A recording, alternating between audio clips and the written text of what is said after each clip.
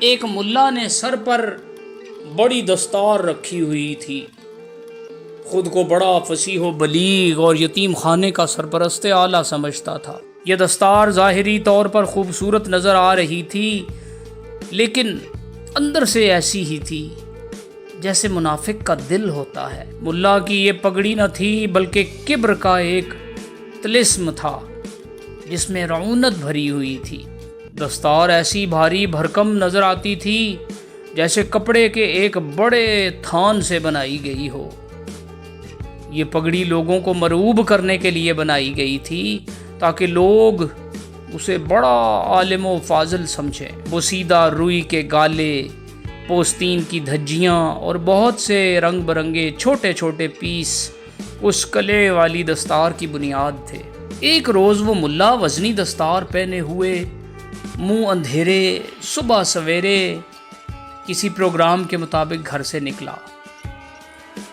دور سے ایک چور نے دیکھا کہ ایک قیمتی دستار والا چلا آ رہا ہے۔ جب ملا اس کے قریب پہنچا تو اس نے دیکھا کہ پگڑی بڑی شاندار ہے اور اس کا کپڑا بڑا قیمتی معلوم ہوتا ہے۔ اس کے فن نے اسے مجبور کیا کہ وہ اس قیمتی دستار پر ہاتھ ڈالے۔ چور نے جھپٹ کر دستار ملا جی کے سر سے اتار لی۔ وہ دستار پکڑ کر بازار کی طرف بھاگا تاکہ اسے بیچ کر فائدہ حاصل کرے۔ وہ خوشی سے اس طرح دوڑے جا رہا تھا کہ گویا اس کے ہاتھ سونے کی کان لگ گئی ہو۔ ملا جی نے بڑے تحمل کے ساتھ پکار کر کہا، او میاں جانے والے، پگڑی کھول کر اس کا ملاحظہ تو کر، یہ کیا چیز ہے؟ میری طرف سے تجھے حلال ہے، پھر بھی جی چاہے تو لے جانا۔ تو اے جلدی کر، دیکھ لے، دیر کرے گا تو اور زیادہ مایوس ہوگا۔